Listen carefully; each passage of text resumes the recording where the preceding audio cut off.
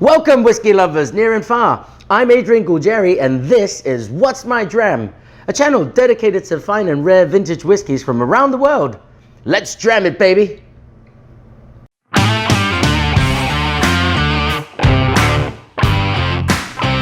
You know, for me, whiskey isn't just about where it comes from or how it tastes.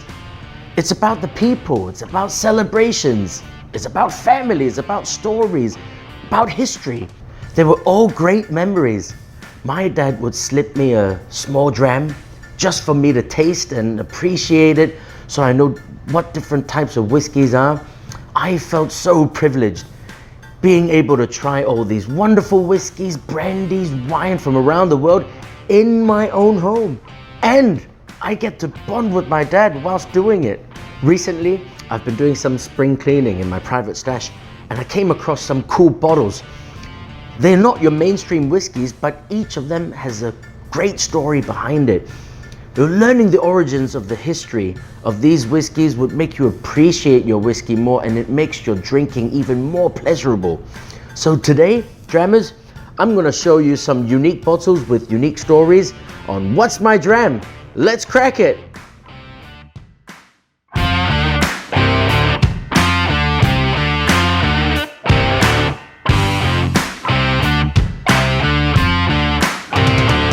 The first bottle of whiskey I want to show you always gets me excited when I think about it. Well, talk is cheap, so let me show you why.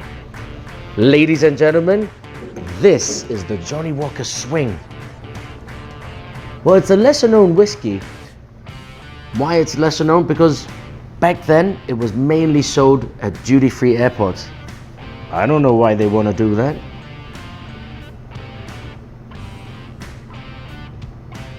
2,000 years later. It won't stop swinging. Well, Swing was the brainchild of the chief blender, Sir Alex Walker, who was the grandson of the founder, John Walker.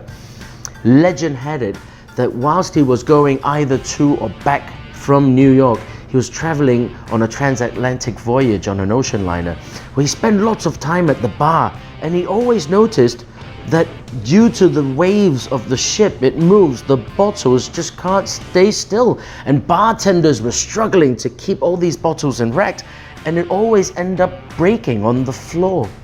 So he thought to himself, I can't let that go to waste. This can't be happening to any whiskies.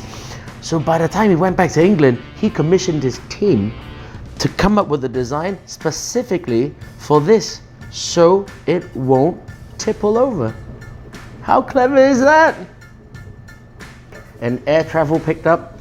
The practicality of these bottles became less important. This bottle was actually the last one that Sir Alex Walker designed. But Johnnie Walker kept this in production up until the mid-80s, late 80s, though I think Johnnie Walker relaunched this a couple of years ago, probably because they've noticed a lot of people started to collect them. I mean, just look at it. I'd collect it, wouldn't you? The Johnnie Walker Swing is actually a blended whiskey from about 35 different types of whiskeys blended together, mainly from Highland and Speyside. And they've added a little bit of Islay malts to it, so it adds the weight and the color and the character. From the taste, personally, I think it feels a little bit sugar-caney, hint of sweet on the palate, but then you get that fiery, smoky burn aftertaste. It tastes a little bit like a Cadu, but the Johnnie Walker Swing, nice.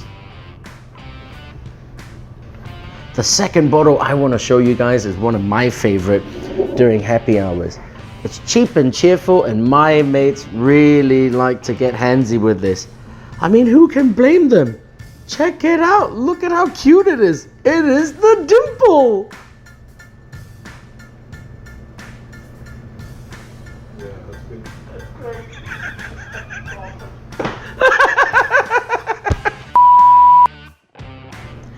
I mean, right off the bat, it's such an icon in the whiskey world. A little bit like the Chivas Regal or the Glenfiddich. As soon as you look at it, you will know this brand. I mean, look at how cute this little thing is. A pro tip on how to hold the dimple is having your palms down and gently grasping on the convex.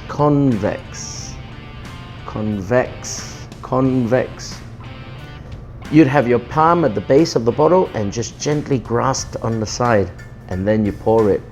Be gentle, okay? It's such a little cutie, right? Anyway, back to the dimple's history.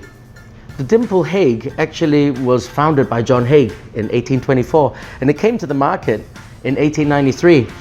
They were so successful because they actually exported this out to the US just before the Prohibition in the 1920s.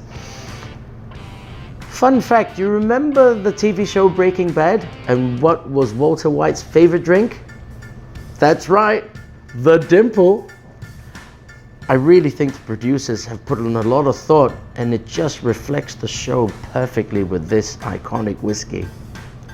I mean, the key to Dimple is simply how understated the taste is. It's really caramel, slightly woody with a peppery note to it. Personally, I wouldn't drink it neat, but some of my friends do. But I'll tell you what though, this makes a really good cocktail. I've replaced my bourbon with Dimple in my old fashions, and it simply lightened up the flavor from that really sweet, heavy cocktail. Don't knock it, try it.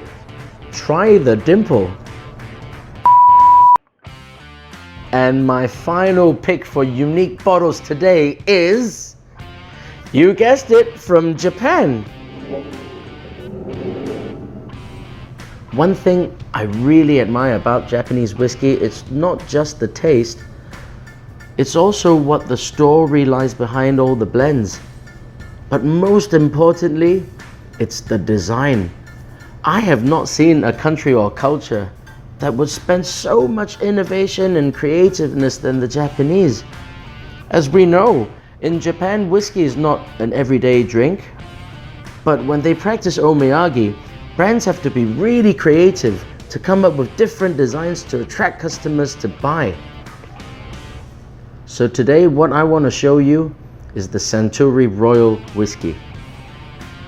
Shinjiro Torii actually supervised his last bottle, which came out in 1959 to celebrate the 60th anniversary of the Suntory whiskey brand. Now, the SR was produced to be a higher tier whiskey than the Suntory Old, and back in the 60s, this was considered for the super rich. In 1962, Torii-san passed away, but the Suntory carried on producing this until the present day in honor of Torii-san's legacy. The first batch of Suntory Royale came out in 1959. The second batch came out in 1961. Both of those bottles, you would know on the label, it would have the letter 60 written on top of it. The one I have here is actually made on the third batch, which came out on the 1979. This one has the SR written on top of it, and that's how you can tell from the different series. Well, of course, I'm not going to talk about the label. I'm actually here to talk about the design of the bottle. Does that remind you of something really familiar when you're in Japan? When you walk through that gate on your way to the temple? This was actually inspired by Torii. Now, what Torii is actually that religious structure that the Japanese believe that you can lead you from this world to the land of the gods. And Torii actually means peace, prosperity, and health. Coincidentally, Torii, this structure, is actually the same surname as Shinjiro Torii, the founder of Suntory. And they thought it would be so significant and symbolic to make this bottle in honor of him. And now you know. In terms of taste, the SR is blend between a bourbon and a sherry cask. It's got that nutty, buttery, incensey taste to it. And on the palate, it's quite smooth. They've done a really good job in blending such a nice whiskey out. And because it was aged inside some Mizunara oak, you get that distinctive taste to it too. So there you go, My 3 unique whiskies with unique stories behind them. Next time, if you go into a bar or you go into a liquor shop, strike up a conversation with the staff. Don't just ask them about the taste of the whiskey. Talk about the stories and the history behind it. You never know, you might find out more details and you'll appreciate your whiskey even more. As usual, if you come across any cool bottles or unique stories, do share in our Dram fam community right here. Please like and subscribe this channel, and until next time, keep dramming, y'all.